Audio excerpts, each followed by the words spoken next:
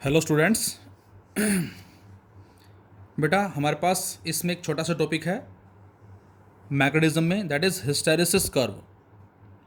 हालांकि सिलेबस में मेंशन नहीं है आपका ये हिस्टेरेसिस कर्व, लेकिन इसमें जो टर्म्स यूज हुई हैं रिटेंटिटी एंड कोरेसिविटी, ये हमारी सिलेबस में मेंशन है। तो ज़रा देखें हम हिस्टेरेसिस कर्व जो है ये हमसे क्या कहना चाहता है।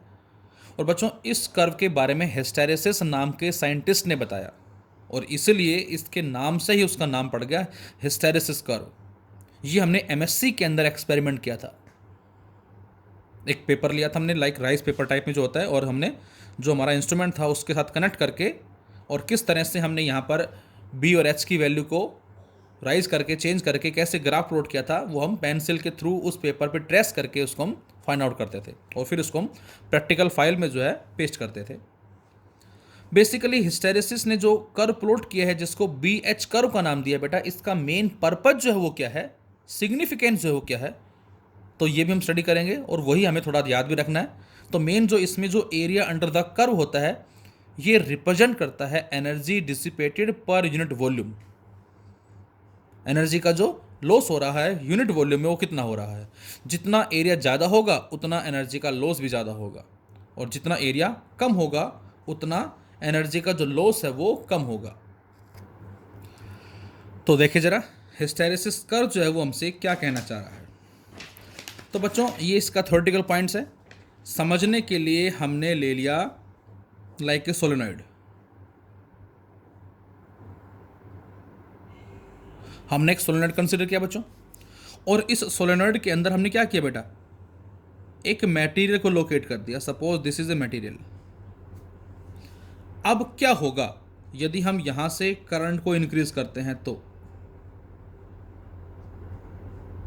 What will happen. तो आंसर है जैसे जैसे हम करंट को इंक्रीज करेंगे उसकी वजह से क्या होगा बेटा, उसकी वजह से जो मैग्नेटाइजिंग फोर्स होगा या फील्ड स्ट्रेंथ होगी इस रीजन के अंदर वो क्या होगी, इंक्रीज होना शुरू होगी। अब उसकी वजह से जो ये मटेरियल हमने लोकेट किया है बच्चों, इस मटेरियल के अंदर जो एटम्स और आयंस हैं वो आप ये माने वो कुछ इस तरह से हैं, इन दिस वे। अभी फील्ड स्टार्ट करने से पहले, करंट को इंक्रीज करने से पहले, लेकिन जैसे ही ये है फर्स्ट केस, लेकिन जैसे ही यहाँ से इस सोलेनॉइड से magnetic lines of force pass होंगी बच्चों, तो वो क्या करेंगे, वो लाइनें इसमें से भी गुजरेंगी। और ये हमें मालूम है कि जब भी कभी हम किसी मटेरियल को किसी मैग्नेटिक मटेरियल से टच करवाते हैं, आई थिंक आपने स्टार्टिंग में पढ़ा भी था, एक प्रॉपर्टी भी आई थी कि जब हम किसी आयरन के टुकड़े को रब करते हैं स्टील के साथ, आयरन के टुकड़े को या किसी मैग्नेट को हम रब करते हैं स्टील के टुकड़े के साथ, तो स्टील भी क्या करेगा, मैग्नेटिक प्रॉपर्टीज़ को एक्वायर करके मैग्नेट बन जाएगा। एक हमारे टेम्पोरेरी मैग्नेट होते हैं और एक हमारे लॉन्ग लास्टिक जो लॉन्ग टाइम तक होते हैं। एक टेम्पोरेरी मैग्नेट और एक परमानेंट मैग्नेट। तो टेम्पोरेरी मैग्नेट जो केवल लिमिटेड टाइम के लिए ही मैग्नेट बने हैं, जैसे किसी वायर में करंट फ्लो हो रहा है और आपने पेचकस से या प्लास से उसके साथ काम कर रहे हैं, तो वायर में करंट फ्लो होगा तो सराउंडिंग में मैग्नेटिक फील्ड डेवलप होगा, और उन मैग्नेटिक लाइन्स ऑफ फोर्स का इफेक्ट जब उस पेचकस से या प्लास से होगा, पास होगा, तो वो क्या बन जाएंगे, मैग्नेट बन जाएंगे। अब पता कैसे लगेगा कि मैग्नेट बन गए, तो तुरंत आप उस पेचकस को या प्लास को वहाँ से हटा के मिट्टी में रब करें, और जब मिट्टी में रब करेंगे तो उसके चारों तरफ छोटे छोटे बारीक बारीक टुकड़े चिपक जाएंगे, आयरन, कोबाल्ट, निकल, कॉपर, जिंक। क्यों क्यों चिपके, क्योंकि वो प्लास या पेचकस जो है वो मैग्नेट बना, इसलिए चिपक गए। आपने कुछ टाइम के लिए उस पेचकस को या प्लास को टेबल पे रख दिया, तो हम क्या देखेंगे, हम देखेंगे कुछ टाइम के बाद जो टुकड़े चिपके हुए थे वो उससे रिलीज हो गए और उस टेबल पे गिर गए। तो रिलीज क्यों हुए, क्योंकि अब इस पेचकस ने या इस प्लास ने मैग्नेटिज्म का लूज कर दिया। एक्वायर जब किया था तब चिपक गए थे, लेकिन अब इसने लूज कर दिया तो वो टुकड़े उससे अलग हो गए। तो इस तरह से जो मैग्नेट बनते हैं उनको हमने टेम्पोरेरी मैग्नेट्स का नाम दिया है। लेकिन जो परमानेंट मैग्नेट बनते हैं उसका हमारा ये प्रोसेस है लॉन्ग टाइम तक, जिसमें से हम जब magnetic lines of force pass होंगी तो वो magnetic lines of force in atoms या आयंस को कंपेल करेंगी एक प्रॉपर ओरिएंटेशन में आने के लिए। हम डोमेन थ्योरी में स्टडी करते हैं जो आगे हमें क्लासेस में मिलती है। तो एक कंडीशन वो आएगी बच्चों, क्या, कि जब इसका अलाइनमेंट इस तरह से होना शुरू हो जाएगा सभी का, कुछ इस तरह से। हमने मान लिया करंट इंक्रीज किया 1 एम्पियर, 2 एम्पियर, 3 एम्पियर, 4 एम्पियर। और उसकी वजह से जो मैग्नेटाइजिंग फोर्स है बच्चों, जो इसको ज़बरदस्ती करवा रहा है उस तरफ मूवमेंट करने के लिए, वो बढ़ता जा रहा है। फील्ड स्ट्रेंथ जो है इस रीजन के अंदर वो बढ़ती जा रही है। कौन सी फील्ड स्ट्रेंथ? जो अभी अभी हमने पढ़ी थी पिछले 2 वीडियो पहले, B0 प्लस BM। ये क्या हो रही लगातार? इंक्रीज होता जा रहा है। और कब तक इंक्रीज होगा बेटा? जब तक इन सभी का एक प्रॉपर अलाइनमेंट ना हो जाए। हमने मान लिया इसमें जो अलाइनमेंट है सपोज 100 है, इन 100 के 100 जो है इस प्रॉपर डायरेक्शन में आ गए। और अब प्रॉपर डायरेक्शन में आ गए क्योंकि ये तो हमारा फील्ड हो गया, और BM क्या है? इस मटेरियल के लिए है। तो ये लगातार इंक्रीज हो रहा है और इसके इंक्रीज होने से ये लगातार बढ़ रहा है। और सपोज हमने करंट को 10 एम्पियर कर दिया। 10 एम्पियर करने से अब ये मैक्सिमम हो गया, ये मैक्सिमम हो गया। अब हम करंट को क्या कर रहे हैं? और इंक्रीज कर रहे हैं, 11, 12, 13, 14। लेकिन ये तो सारे के सारे प्रॉपर ऑर्डर में आ ही गए। तो क्या देखा गया? ये देखा गया कि जैसे जैसे करंट को इंक्रीज किया गया, वैसे वैसे B और H, Y एक्सिस पे B लिया, H एक्सिस पे H लिया, वो लगातार दोनों क्या हो रहे हैं? बढ़ते गए बढ़ते गए। और एक सैचुरेशन स्टेज आ गई से 10 एम्पियर। जब करंट 10 एम्पियर आया तो उस केस में जो फील्ड था B, ये वाला, ये मैक्सिमम हो गया। क्यों मैक्सिमम हो गया? क्योंकि ये मैक्सिमम हो गया। ये मैक्सिमम क्यों हो गया? क्योंकि इन सभी का अलाइनमेंट सेम ऑर्डर में हो चुका है। पहले 1 का हुआ, फिर 2 का हुआ, फिर 3 का हुआ, फिर 4 का हुआ। तो लगातार ये इस फील्ड की वजह से इस ओरिएंटेशन में आ रहे हैं। मैग्नेटाइजिंग फोर्स की वजह से इस ओरिएंटेशन में आते गए। और उसकी वजह से एक स्टेज आई जब ये सारे के सारे प्रॉपर ऑर्डर में आ गए। उसके बाद कोई पॉसिबिलिटी नहीं बची मैक्सिमम। तो ग्राफ कुछ ऐसा मिला। अब उसके बाद करंट को कम किया गया। अब करंट कम करने से ये सोचा उसने कि शायद फील्ड कम होना शुरू हो जाएगा, जबकि ऐसा नहीं मिला। अब करंट कम होने से 10, 9, 8, 7, 6, 5, 4, 3 ये फैक्टर घटता गया। लेकिन ये तो है अभी, मतलब उस मटेरियल का तो मैग्नेटिक फील्ड होगा, लेकिन जो मैग्नेटिक फील्ड इस सोलेनॉइड में एग्जिस्ट कर रहा है वो धीरे धीरे घटना शुरू हो जाएगा, डिक्रीज होना शुरू हो जाएगा। और जैसे करंट को जीरो कर दिया तो अब देखा गया कि फील्ड जीरो नहीं हुआ। क्यों नहीं हुआ? क्योंकि उस मटेरियल ने तो मैग्नेटिज्म को एक्वायर किए हुए रखा है। अभी ये फिलहाल क्या हो गया? जीरो हो गया। लेकिन अब करंट के जीरो होने से जो मैग्नेटाइजिंग फोर्स है बच्चों, वो भी क्या हो गया? जीरो हो गया। और उस केस में जो ग्राफ ने शेप ली वो ली A से B की शेप, वापस इसी पाथ में ना आके वो इस पाथ में आया A से B। तो इसका मतलब ये जो वैल्यू है OB, इस OB पे हम बोल सकते हैं कि मैग्नेटिक फील्ड जो बेटा वो जीरो नहीं है, लेकिन मैग्नेटाइजिंग फोर्स जो है बच्चों वो क्या है? जीरो है। इसका मतलब क्या है? Some magnetism is left in the specimen. इस बात का मतलब होगा कि उस स्पेसिमेन में मैग्नेटिज्म अभी बचा है। The value of magnetic induction B left in specimen when the magnetizing force is reduced to zero। मतलब मैग्नेटाइजिंग फोर्स जीरो हो गया लेकिन फील्ड अभी एग्जिस्ट कर रहा है। बेटा इस वैल्यू को ही या इस प्रॉपर्टी को ही हमने नाम दिया रिटेंटिटी। मतलब उस मटेरियल ने अभी भी अपने मैग्नेटिज्म को रिटेन किए हुए रखा है, संभाले हुए रखा है। ये इस बात का मतलब है। अब बच्चों ध्यान से देखें, करंट को 0 से 10 किया गया, ये अलाइनमेंट आ गया। 10 से 0 किया गया एज इट इज। अब करंट को अपोजिट मैनर में इंक्रीज किया गया। अपोजिट मैनर का मतलब -1, -2, -3। या आप ऐसा समझ सकते हैं, पहले केस में करंट यहां से गया, अब सेकेंड केस में करंट यहां से जा रहा है। अब इस टुकड़े को के कॉरस्पॉन्डिंग जो फील्ड अप्लाई किया गया वो ऐसे अप्लाई किया, इस तरह से। करंट अपोजिट है।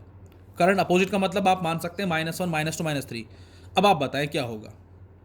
पहले केस में जब करंट था तो सपोज करें हमने मान लिया ये नॉर्थ है, ये साउथ है, और मैग्नेटिक लाइन्स ऑफ फोर्स ऐसे सेटअप हो रही कुछ इस तरह से, in this way, from left to right. अब क्या होगा? अब लाइनें सेटअप ऐसे होंगी इस तरह से, इन दिस वे। अब जो फील्ड की डायरेक्शन होगी वो क्या होगी? राइट से लेफ्ट में होगी। अब ये फील्ड क्या करेगा बच्चों? ये फील्ड क्या करेगा? इस मटेरियल में जो अलाइनमेंट है मॉलिक्यूल का उसको डिस्टर्ब करना शुरू कर देगा। ये फील्ड हमने ऐसे अप्लाई कर दिया। अब ये फील्ड क्या करेगा? इन अलाइनमेंट को डिस्टर्ब करना शुरू करेगा, अपोजिट। पहले केस में क्या थे? Same direction. और अब जब ये फील्ड इस अलाइनमेंट को डिस्टर्ब करेगा तो ये फ्लिप होना शुरू हो जाएंगे, घूमना शुरू हो जाएंगे। ये एक घूमेगा और जैसे ही एक घूमेगा ये दूसरे को कैंसिल आउट कर देगा। ये घूमा, ये कैंसिल आउट कर दिया। तो इसका मतलब हम क्या कर रहे हैं, हम लगातार करंट को इंक्रीज कर रहे हैं, और करंट इंक्रीज होने से क्या होगा, अब ये फैक्टर डिक्रीज होगा। डिक्रीज क्यों होगा, क्योंकि ये तो ये वाला फैक्टर है और हमने फील्ड अप्लाई कर दिया अपोजिट, अब ये नेगेटिव साइन आ जाएगा यहाँ पर, माइनस साइन। तो अब ये इसको फ्लिप करना शुरू करेगा। तो सपोज करें 100 थे, 50 ऐसे हो गए, 50 ऐसे हो गए, और जब 50 ऐसे हो जाएंगे तो ये आपस में कैंसिल आउट कर देंगे। तो अब क्या होगा, तो आंसर है कि अब धीरे धीरे फील्ड की वैल्यू घटना शुरू हो जाएगी। और अब बच्चों क्या होगा, अब हमें एक ऐसा रिजल्ट मिलेगा जिसको हमने BC का नाम दिया। ये जो कर्व आपको नज़र आ रहा है, जिसके कॉरस्पॉन्डिंग हम क्या बोलेंगे, जिसके कॉरस्पॉन्डिंग हम ये बोलेंगे कि जैसे जैसे हम करंट को इंक्रीज कर रहे हैं, -1, -2, -3, -4, -5, तो उसकी वजह से क्या हो रहा है बेटा, उसकी वजह से ये फैक्टर बढ़ रहा है, B0 बढ़ रहा है, मैग्नेटाइजिंग फोर्स बढ़ रहा है, लेकिन इसकी वैल्यू जो वो फ्लिप हो रही है, और उसकी वजह से यहाँ जो नेट रिजल्ट है दोनों का वो डिक्रीज होता जा रहा है। और एक ऐसी वैल्यू आई किसकी, मैग्नेटाइजिंग फोर्स की, जब उसके कॉरस्पॉन्डिंग फील्ड स्ट्रेंथ 0 हो गई। तो जो BC लाइन जो है ये क्या शो कर रही है, ये जो OC पोर्शन आ गया O से C, इस O से C का मतलब क्या है, H is not equal to 0 but B is equal to 0। और इसका मतलब क्या होगा, इसका मतलब ये हो गया, हमने लिखा the current in the solenoid is reversed and increased slowly, certain domains are flipped until the net magnetic induction B inside is reduced to 0।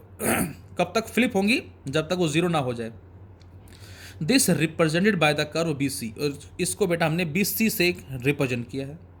It means to reduce the retentivity to 0, retentivity को 0 करने के लिए we have to apply magnetising force OC in opposite direction. हमें magnetising force जो OC है बेटा, उसको opposite direction में अप्लाई करना पड़ेगा। The value of magnetizing force is called course, course का मतलब फोर्स, फोर्सफुली हमने उसको 0 कर दिया, कोरेसिविटी। तो उस वर्ड को कोर्स या कोरेसिविटी का नाम दिया। फोर्स कोर्स सिमिलर वर्ड है, तो इसका मतलब H की वो वैल्यू जहां पर B क्या हो जाए बच्चों, 0 हो जाए, इसको कोरेसिविटी का नाम देते हैं। तो बस ये दो कंडीशन आपको याद रखनी है, रिटेंटिटी B की वो वैल्यू जिस पे H 0 हो जाए, कोरेसिविटी H की वो वैल्यू जिस पे B क्या हो जाए, 0 हो जाए। और अब ये प्रोसेस चल रहा है, कब तक चलेगा, जब तक ऐसे आ गए, मतलब 50 तो इस ऑर्डर में हो ही गए हैं, अब ये 50 भी घूमना शुरू होंगे, और एक केस वो आ जाएगा जब 100 के 100 इस ऑर्डर में आ जाएंगे। जैसे असेंबली के अंदर होता है बेटा, सपोज आपके जो DP सर है वो जैसे ही अनाउंसमेंट करते हैं, तो अनाउंसमेंट करते ही सारे बच्चे प्रॉपर ऑर्डर में आ जाते हैं, लेकिन वही DP सर आपके पीछे जाके आपसे कहें अबाउट टर्न, तो सारे के सारे मुड़ जाते हैं। तो उसी तरह का केस हमारा यहाँ पर है। तो जब सारे के सारे इस तरफ आ जाएंगे, तो अब नेट फील्ड इधर इंक्रीज हो जाएगा। तो मतलब अब जो ग्राफ है वो कुछ इस शेप में आ जाएगा, C से D पोर्शन जो आपको नजर आ रहा है, जो हमने इसमें मेंशन किया है। As the reverse current in solenoid is increased in magnitude, तो क्या होगा,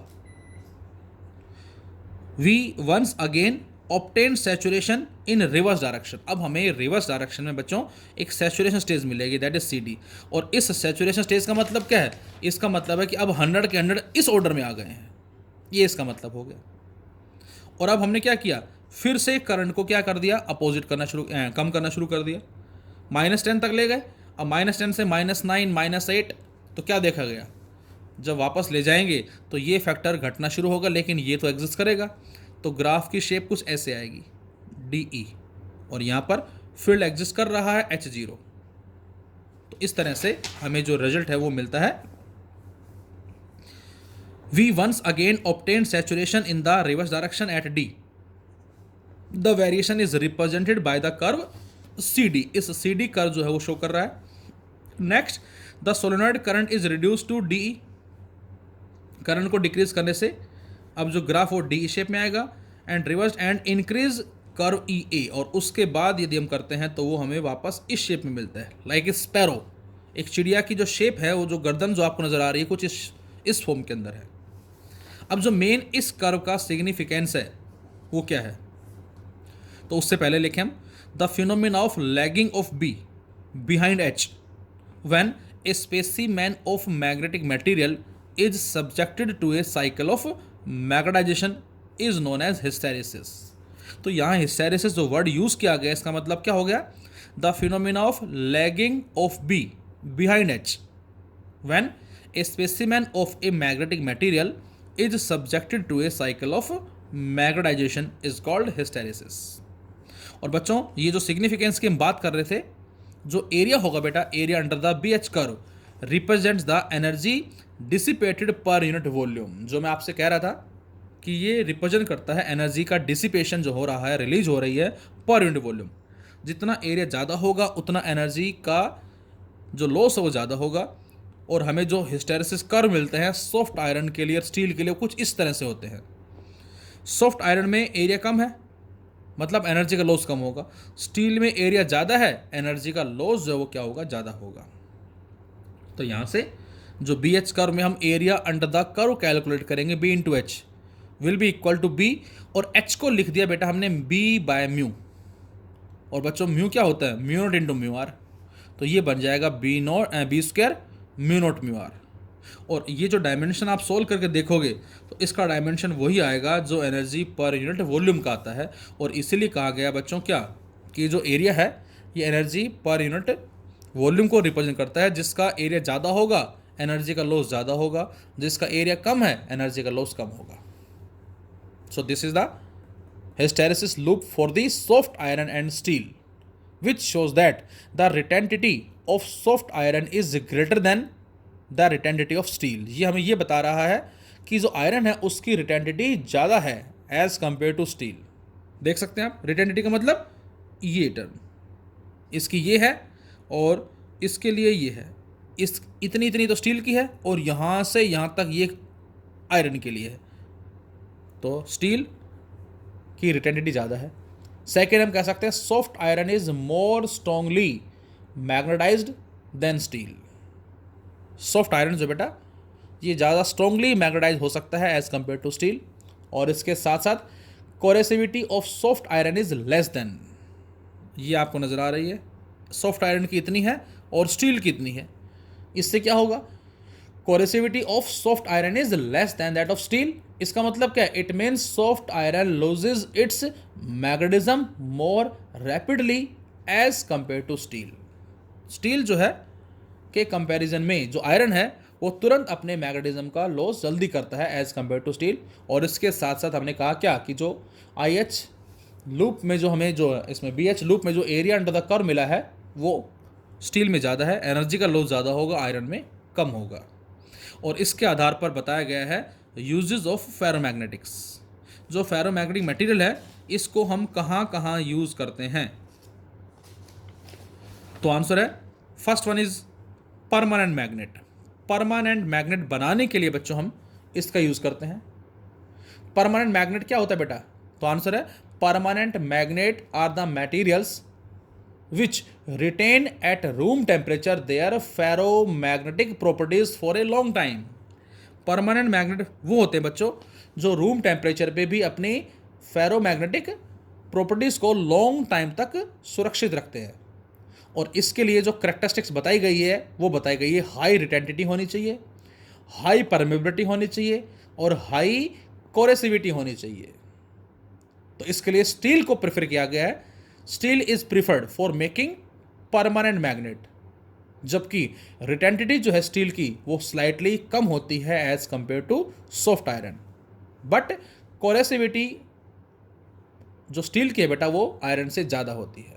इसके अलावा बच्चों कॉपर एल निको एलॉय जो हम कह सकते हैं iron aluminium nickel cobalt copper से मिलाकर टिकोनल और इसके अलावा एक और होता है माइंड में नहीं आ रहा, चलो खैर, तो ये हम जनरली इसके लिए यूज़ करते हैं। तो परमानेंट मैग्नेट के लिए लिखा मैंने permanent magnets are the material which retain at room temperature their ferromagnetic properties for a long time. High permeability हो, हाई रिटेंटिटी, हाई कोरेसिविटी। तो इसके लिए हम ये जो लिखा मैंने copper alnico. More efficient way to make permanent magnet is to place ferromagnetic rod in a solenoid. जो अभी हमने बात की थी कि फेरोमैग्नेटिक मटेरियल को सोलेनॉइड में पुट कर देंगे तो उसकी वजह से वो मैग्नेटिक प्रॉपर्टीज को एक्वायर कर लेगा। इसके अलावा हम यूज़ करते हैं फेरोमैग्नेटिक मटेरियल्स को फॉर मेकिंग इलेक्ट्रोमैग्नेट्स। इलेक्ट्रोमैग्नेट्स बनाने के लिए हम यूज़ करते हैं। The core of electromagnet are made of ferromagnetic material. जो इलेक्ट्रोमैग्नेट का जो कोर होता है बच्चों, वो फेरोमैग्नेटिक मटेरियल का बना होता है। विच हैव हाई परमेबिलिटी, जिसकी परमेबिलिटी ज़्यादा होती है, वो मैक्सिमम से मैक्सिमम लाइनों को अपने अंदर से पास करवाता है। And low retentivity. Soft iron is suitable, और इस कैटेगरी में चुनाव जो किया गया वो आयरन को लिया गया है। Why? Because soft iron is placed in a solenoid and current is pass through the solenoid. जब हम सॉफ्ट आयरन को सोलोनॉइड में पुट करके करंट पास करते हैं तो क्या होगा? तो आंसर है वो मैग्नेटिज्म को एक्वायर कर लेगा। बट जैसे ही करंट को स्विच ऑफ करते हैं तो ये अपने मैग्नेटिज्म को रिमूव ही कर देता है बच्चों instantly. Retentivity of soft iron is very low. Electromagnets are used in electric bells, loud speaker, telephone etcetera. तो इनमें इनको जनरली यूज़ भी किया जाता है। इसके अलावा हम कह सकते हैं ट्रांसफॉर्मर, जो कोर हमारा हो गया, ट्रांसफॉर्मर कोर में भी इसको यूज़ करते हैं हम। यहाँ से इलेक्ट्रोमैग्नेट हो गया, transformer core, the material used for making transformer core, उसमें भी इसको हम यूज़ किया करते हैं यहाँ से। और इसके लिए हाई रिटेंटिटी और लेस एनर्जी का लॉस जो है वो चुना गया है। इसके अलावा छोटा सा हम ले लेते हैं एक बार क्यूरी लॉ इन मैग्नेटिज्म। तो क्यूरी लॉ इन मैग्नेटिज्म जो बच्चों हमसे क्या कहता है? According to Curie law, the intensity of magnetization of a magnetic material, किसी भी मैग्नेटिक मटेरियल की जो इंटेंसिटी ऑफ मैग्नेटाइजेशन होती है वो दो पैरामीटर पे डिपेंड करती है। First one is magnetic induction and second one is temperature of the material. लेकिन मैग्नेटिक इंडक्शन के डायरेक्टली और टेम्परेचर के इन्वर्सली, जितना बी इंक्रीज करेंगे उतना आई बढ़ेगा, लेकिन जितना टेम्परेचर इंक्रीज करेंगे उतना आई घटेगा। तो उतना ज़्यादा मैग्नेटिज्म को एक्वायर करेगा बी की हेल्प से, लेकिन टेम्परेचर बढ़ने से वो मैग्नेटिज्म रिड्यूस होगा। So I directly B and inversely T on combining I directly B और अपॉन टी।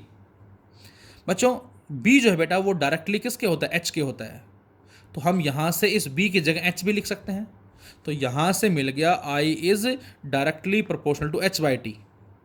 और यदि हम आई में और एच बाई टी में ग्राफ प्लॉट करें तो ग्राफ हमें कुछ इस शेप में मिलता है। ये हमें ग्राफ जो मिलता है वो कुछ इस शेप में मिलता है, और ये हमें एक सैचुरेशन स्टेज मिल जाती है एक पर्टिकुलर टाइम के बाद।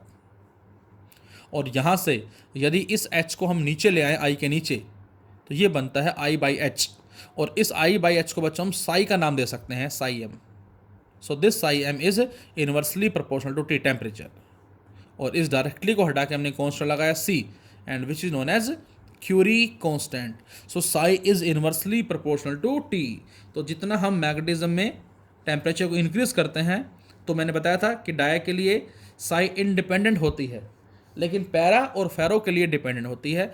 और फेरो मैग्नेटिक मटेरियल को जब हम टेम्परेचर राइज करते हैं तो वो फ्लिप रिड्यूस होता है, मैग्नेटिक प्रॉपर्टीज रिड्यूस होती हैं, और फेरो जो है वो पैरा की फॉर्म में कन्वर्ट होना शुरू हो जाता है। So this is all about magnetic effect of current and magnetism. तो ये हमारा चैप्टर बेटा यहाँ कंप्लीट होता है।